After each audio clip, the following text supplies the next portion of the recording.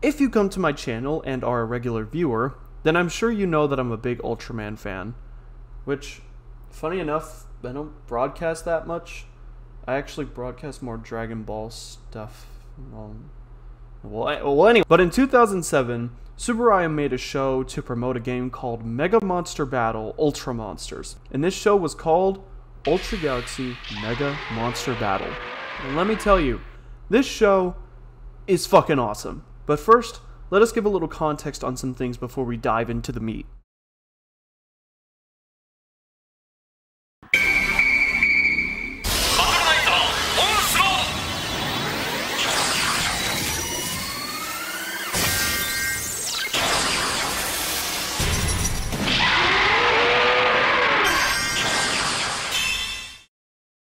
So in case you're unsure, Ultraman is one in a species of superhumans/aliens who can grow to gigantic sizes, shoot a concentrated energy ray from their hands, fly, and confuse themselves with humans to be able to live on Earth. The first show aired in 1966 and ended in 1967, starting off an entire legacy. If you want an in-depth, detailed review and retrospective on the entire original series, I'd recommend Goji73's The Color Timer reviews. It's fun, witty, short, sweet, and to the point. Plus, it fits with the OG Ultraman vibe. I'll link the series in the description. While it's not personally my favorite Ultra series, that will gladly go to Ultraman Mebius, I still put a major respect to the true OG, before Zophie, Ultrafather, and the King himself. He is what truly started the entire legacy of this amazing series.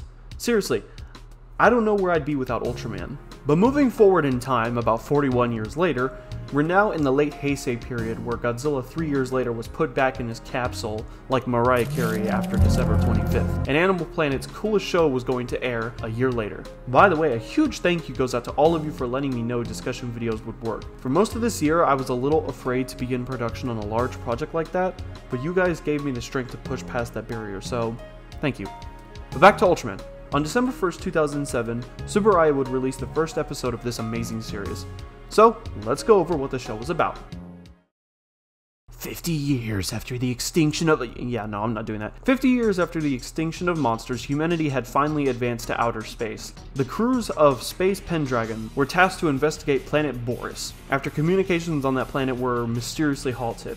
Arriving on the planet, the crew was astonished to find it inhabited by monsters, with every nearby city destroyed. While forced to wait for reinforcements, the crew must solve the mystery of the planet's background as a monster tamer named Ray, whose past remains mysterious, joined Space Zappy in order to learn his past. Our main characters consist of Ray, our protagonist of the series, a member of Rayonics that are linked to the main villain of the show, Rayblood. He's reserved and mysterious at first, but over the series you get to see him become more human as time goes on. Hyuga, Space Pendragon's captain, a strong and slightly hot-headed man who does a pretty good job at leading his crew, and is the first to see something else in Ray while the others weren't so welcoming. Haruna, the sub-captain of the Pendragon, and besides Ray, she's arguably the one who puts up the most fight against the kaiju. She's definitely the team's most combative and resilient fighter.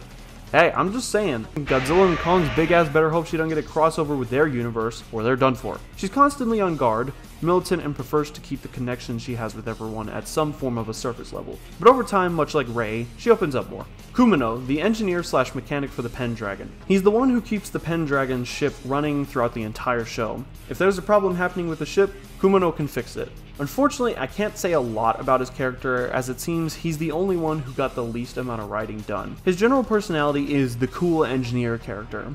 Luckily, he still plays a very important role, and he does help our characters a lot, so it doesn't bother me too much. And last but not least, Oki, the kaiju biologist. Oki is mostly the character to tell the audience what the monster of the week's name and abilities are. He mostly stays on the sidelines and plays a role in strategizing.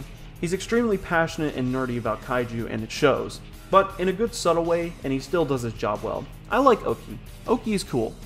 So those are the main characters throughout this series. You have other characters like Kate, Ray's evil Rayonics sister, who is the main villain for Season 1. You have other characters like all the aliens in Season 2, Grande, Rayblood, and many more. But we'll focus on our main 5 right here. And the last 2 things I'll cover for the basics are, number 1, plot progression. For a show like this, surprisingly the show progresses with the story and its characters pretty good. Nothing really drags on in the show, and if it ever does, it's usually for a kaiju fight. But even still, in this show, it's fun to watch. Number 2, the endings. Now, before I meat ride this show more, I will say that the endings for Season 1 and Season 2 do feel similar in some circumstances, but I don't give a shit because both of these endings are fucking cool as hell. I'm getting a little ahead of myself, aren't I? So, let's rewind. The ending for Season 1 goes as follows. After Ray finally finds the giant, quote-unquote, in the mountain and confronts it, he's interrupted by his sister who reveals to him his true name, and she challenges him for one final time to a battle. Eventually, Kate Zeton overpowers Ray's Gamora, but right before Zeton can finish Gamora off, King Joe Black intervenes and begins to fight Zeton. Not to protect Gamora, by the way. It's only there to take out Gamora, but it needs to get rid of the Zeton first. However, the plot armor kicks in real nice in the Super Rayonic in Ray is Awoken. And so Raymon comes out to play, and it gives Gamora an evolution called EX Gamora. And pretty much it was wraps for Zeton and Joe Black because EX Gamora proceeds to beat the ever-loving shit out of them. So after disrespectfully killing them both, Raymon releases Ultraman from his prison using his new Ray Blood powers. Oh yeah. Also, the artificial sun that keeps this planet alive and providing it light is now rapidly hurtling towards the planet, and if they don't leave, they will soon be turned to literal dust. So obviously they hightail it out of there. Surprise, surprise though, King Joe Black didn't actually die from Gamora's attack. It lasts for all of 5 seconds because Ultraman's there to help. So with that, they successfully escape the planet right before the planet turns itself into a literal fireball. And then jump forward to Season 2, the ending there is just as cool, maybe even better. So this season revolves a lot more around the Ray Blood species and Ray's past. So in the final episode, using Lytra, Ray flies into this wormhole that seems to take him to a pocket dimension of sorts. Or it could be the core of the planet, I'm not really sure. But there he confronts Ray Blood to one final battle. At first the fight starts with an armored Mephiles. After that, Ray Blood transfers his soul into a hollow shell of the armored Darkness. This is where the fight turns to Ray Blood's favor, as even in his burst form, it seems Gamora can't do all that much damage. So right before Ray Blood is about to finish the job, somehow Grande shows up with his Red King and assists Ray in battle, resulting in EX Gamora and EX Red King beating the shit out of Ray Blood. We're going to talk about EX forms here in a little bit and why they're cool. So once his physical form was exterminated, Grande and our main 5 leave planet Hammer. However, Ray Blood is still alive and is still a threat even in his spirit form, and he almost pulls the Space Pendragon back to the planet. Keyword, almost.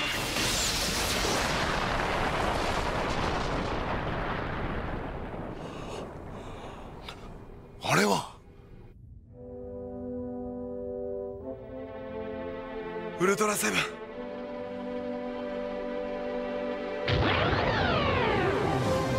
Gear!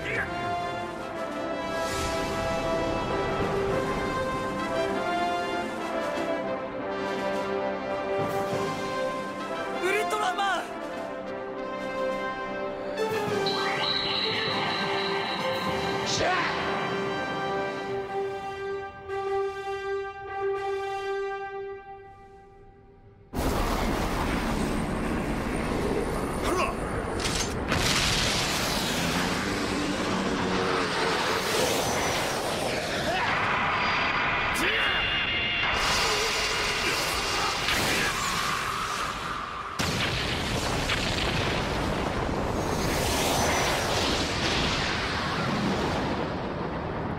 彼らに助けられたようだな。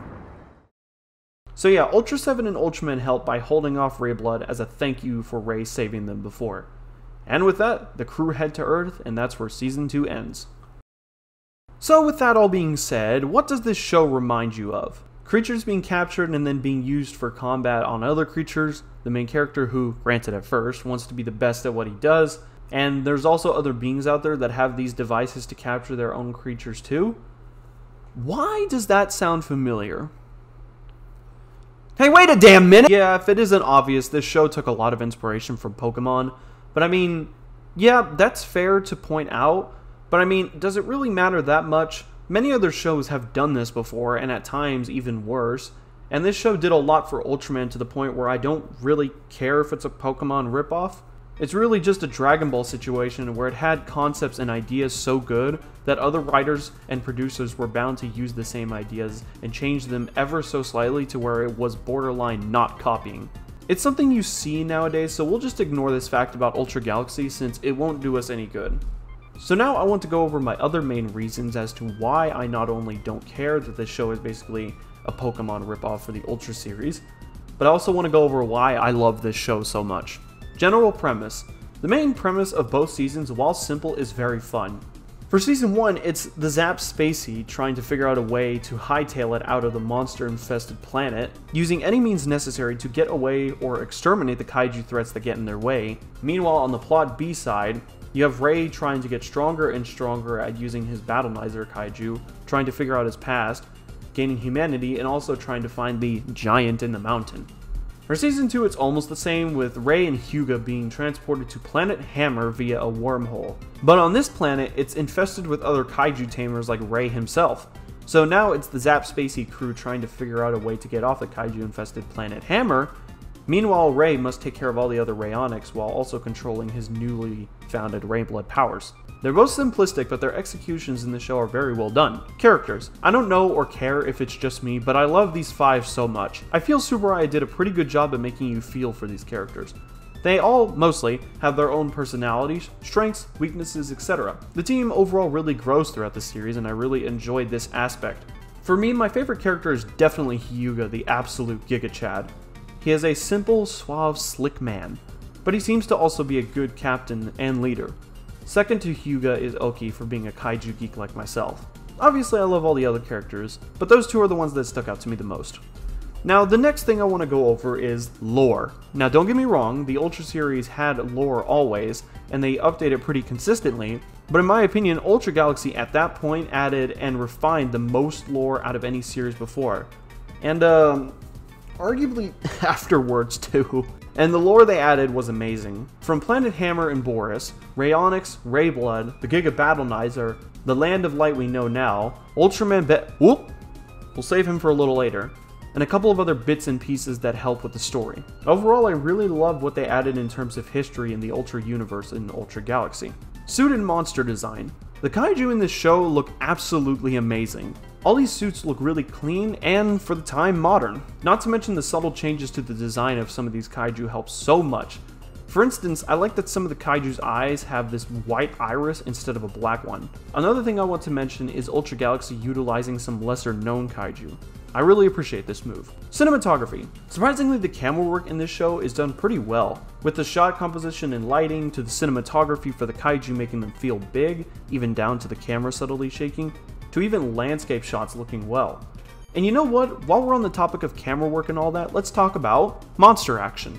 This is probably one of Ultra Galaxy's strongest points, just the kaiju beating the fuck out of each other. Some fights do sometimes get a little bland, but that's kind of a rare thing, as I feel every fight you can enjoy in this show, as each one mostly feels different from the other. There were only a few times I got bored watching the kaiju fight. Another important thing I have to cover regarding this show and the monster scenes are kaiju stat cards. So every time a kaiju would appear on screen, you would get one of these bad boys.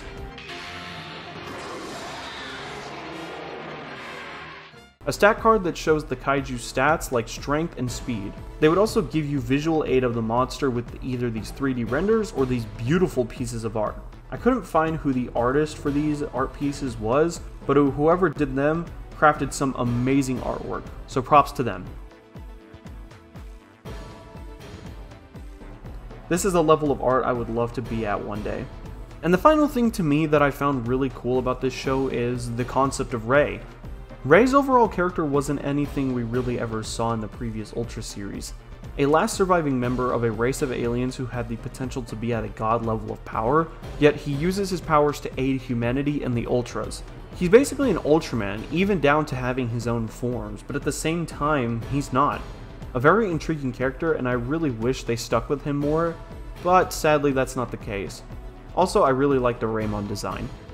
Another quick fact I want to go over is Ultra Galaxy gave us the best soft final figures in the Ultra Monster series line. Not only was the quality on these figures amazing, you also got a physical copy of the stat cards, with even more beautiful art of the kaiju. And you wonder why I got into figure collecting and photography. Now, let me go over what in my opinion made Ultra Galaxy so special. EX forms. These forms are just straight badass. There's no other way around it. They're just amazing, and I'm gonna go over why. I'm going to take my 3 favorite designs and state why these work so well. First, we've got EX Red King here. This one works so well by utilizing Red King's design. Instead of making him look like corn, they made him look like he's made of literal magma, also making the name Red King sound more logical. Another thing is making his fists absolutely large. EX forms tend to heighten and exaggerate the kaiju's most important fighting attributes, and with Red King here, yeah, it makes sense to triple the size of his haymakers. Next one is Tyrant's first EX form. Yes, he has more than one, and while I do like the second one, the first one makes more sense and is more intimidating in my eyes. So a little brief history regarding Tyrant for anyone who doesn't know. Tyrant is a kaiju hybrid consisting of Sigurath, Alien Icarus, Bemstar, Hanzaguran, I still can never pronounce that, Baraba, Red King, and King Crab. So this form makes him look more like he's all those components. Not to mention he's really tall in the game he's in, so that adds more intimidation. And now for the form that started it all, EX Gomora.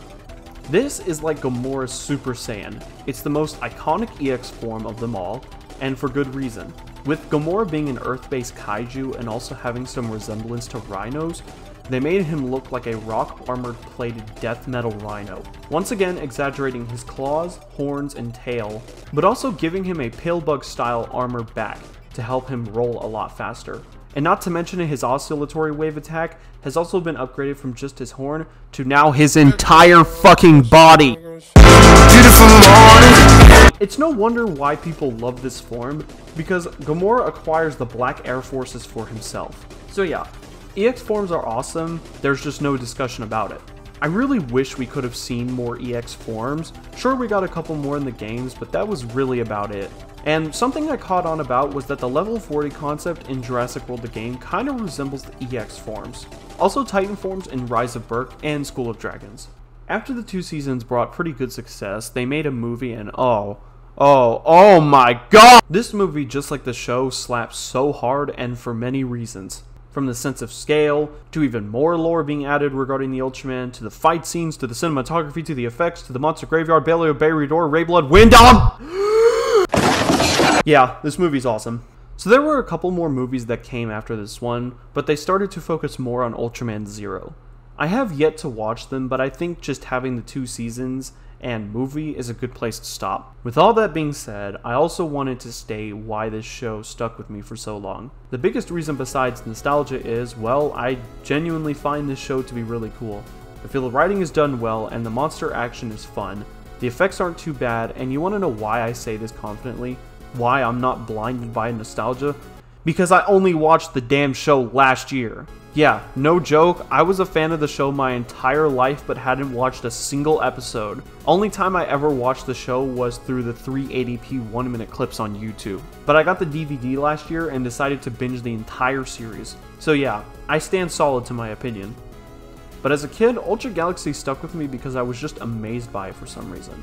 So as a kid, I was obsessed with it for the kaiju fights, kaiju designs, EX forms and stat cards, also Ultraman Chronos, reviewing these figures that came out around that time. And as an adult, I'm obsessed with the show for its decent writing, good cinematography, and for adding lore into the Ultraman universe, and for the reasons why I liked it as a kid. So this is the show that really got me into kaiju stuff, and to be honest, it'll continue to be a reason why I love what I do. So there's my discussion video regarding this silly little show. I hope you enjoyed listening to me ramble about a niche Ultraman show that really only existed to promote toys and games. But hey, it worked because look at me now, right? Next year I want to do some reviews on the Ultraman shows, so obviously we'll start off with the OG. But yeah, for now, I will be stepping away from the mic since I'm pretty sure you are all tired of hearing my voice at this point. So with that, I'm Seismic, subscribe if you're interested, drink plenty of water, and I'll see you all on the flip side. Peace out!